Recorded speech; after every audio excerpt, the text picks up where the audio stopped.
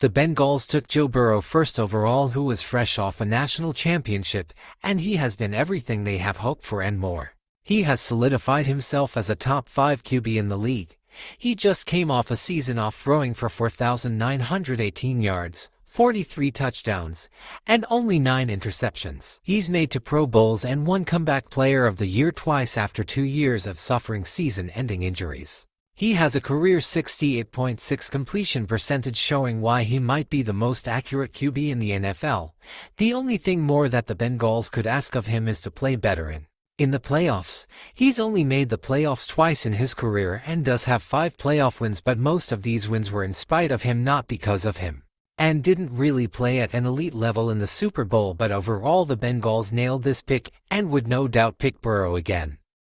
With the second pick, the Commanders take Justin Jefferson, who is easily a top 3 receiver in the league. He is a 4-time Pro Bowler and 1-time Offensive Player of the Year winner. The Commanders could use another weapon for Daniels. The original pick, Chase Young, showed promise early, but never worked out. The Lions definitely wouldn't do their third pick if they could and take a different corner in Jalen Johnson. Johnson has been a Pro Bowler the past 2 years and was on the second All-Pro team in 2023.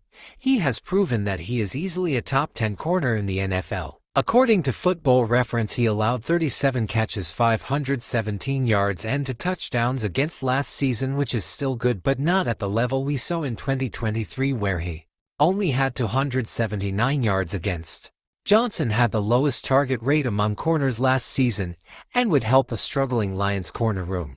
The Giants still don't have a franchise quarterback unless Dart is the guy, so they take Justin Herbert. While Herbert isn't one of the top-tier quarterbacks, he is elite. Last season he threw for 3,870 yards with 23 touchdowns and only 3 interceptions, and has 3 seasons of 4,000 passing yards. They could also go with Jalen Hurts, but I think Herbert is a more consistent, proven passer, and Hurts has had a way better team around him than Herbert, so it's unclear how Hurts would do with barely any help on a team like the Giants. Tua hasn't been a bad pick, but I'm sure they'd rather have Jalen Hurts because he has proven to be a winner and capable to go on a deep playoff run, which we haven't seen from Tua.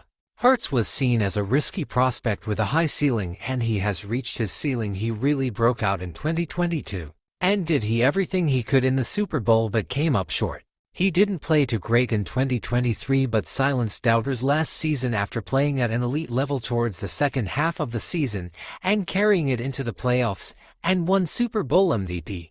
Love was originally seen as a head-scratcher pick because the Packers still had Rodgers, but has worked out the way the Packers hoped it would.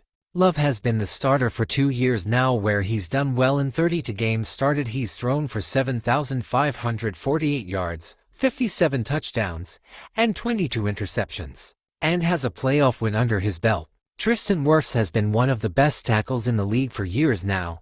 He has been a Pro Bowler the past 4 years and made to first-team All-Pro and 1 second All-Pro selections. According to PFF, he has been the best pass-blocking tackle in the league, even though the Panthers don't really need a tackle, but I couldn't let an All-Pro tackle fall any longer. CeeDee Lamb has emerged as the clear wide receiver 2 in this class. Lamb has been a Pro Bowler for the past 4 years with 1 first-team All-Pro and 2 second-team All-Pros. Lamb had a career year in 2023 where he had 135 catches for 1,749 yards and 12 touchdowns. The Jaguars' defense was a complete disaster last season, and Derek Brown would greatly improve the run defense. He was hurt last season, but in 2023 he had an absurd 103 tackles as a defensive tackle and made the Pro Bowl. The Browns' O-line was a disaster last season, and Thomas has been great with the Giants. In 2022 he made the second All-Pro team and was graded as the 24th best tackle according to PFF last season. Tua might be the most inconsistent quarterback in the NFL, where one game he plays flawless, throwing for 300 yards and 3 touchdowns, then the next looks like he's never thrown a football in his life. Most of the times he is a very good quarterback, but you never know what you're going to get. And fortunately, I don't think he can take a team to that next level where they can win a playoff game, which is why he's the 5th QB off the board. Also, Justin Fields is not that guy for the Jets. He can't throw the ball, and people need to accept that. Unfortunately, this pick didn't work out for the Raiders for obvious reasons, and instead they take Zach Bond, who went from a special teams guy on the Saints to the best linebacker in the league with the Eagles. He was a Defensive Player of Year finalist, finishing with 151 tackles, 3.5 sacks, 11 tackles for loss and 5 forced fumbles. In this redraft, the Bucs still end up with Antoine Winfield, just 32 picks earlier. He missed some time in 2024, but in 2023 he was a first-team All-Pro and 6th in Defensive Player of the Year, where he finished with an impressive 122 tackles, 6 forced fumbles, 3 interceptions, and 6 sacks. Snead was awful with the Titans last year in the few games he played before getting injured, but was great with the Chiefs in previous years. According to Football Reference, in 2023 he allowed a 51 completion percentage, 478 yards, and 0 touchdowns, and was a key contributor to the Chiefs winning 2 Super Bowls. Ayuk really broke out in 2023, where he had 75 catches, 1342 yards, and 7 touchdowns, proving he can be a true number 1 receiver. He was pretty good his first 3 seasons, getting better statistically each year. He struggled last season but only played 7 games due to injury. He also had a lot of drama surrounding him last offseason because he didn't want to go back to San Fran but did so. Maybe a change of scenery would be best. I think the Falcons are happy with A.J. Terrell and would redo that selection. He's been a pretty good number 1 corner for Atlanta.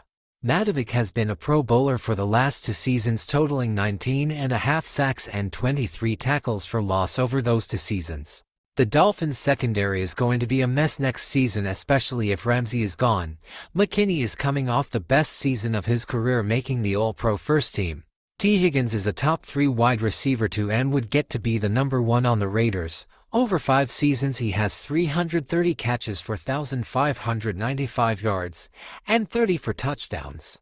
Hunt is one of the better guards in the NFL and is being paid $20 million a year. Greenard has had 12+ sacks the past seasons. Highsmith has been overshadowed by T.J. Watt and has been good for the Steelers, having 33.5 sacks over the last 4 seasons and 40 for tackles for loss. Dotson was ranked as the 8th best guard according to PFF and 7th best run blocker. Jerry Jeudy finally broke out with the Browns, going for 90 catches and 1,229 yards.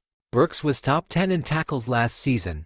Dana has been a solid pass rusher for the Chiefs, and Wenu has been the only bright spot on a horrid Patriots O-line, and Logan Wilson had an impressive 100 for tackles in only 11 games last season. Queen had 129 tackles and 6 tackles for loss last season. Pittman has 405 catches for 4,470 yards and 18 touchdowns over 5 seasons. Taylor is a 2-time Pro Bowler and was 4th in rushing yards last season, and Jonah Jackson is ranked as the 40th best guard last season by PFF.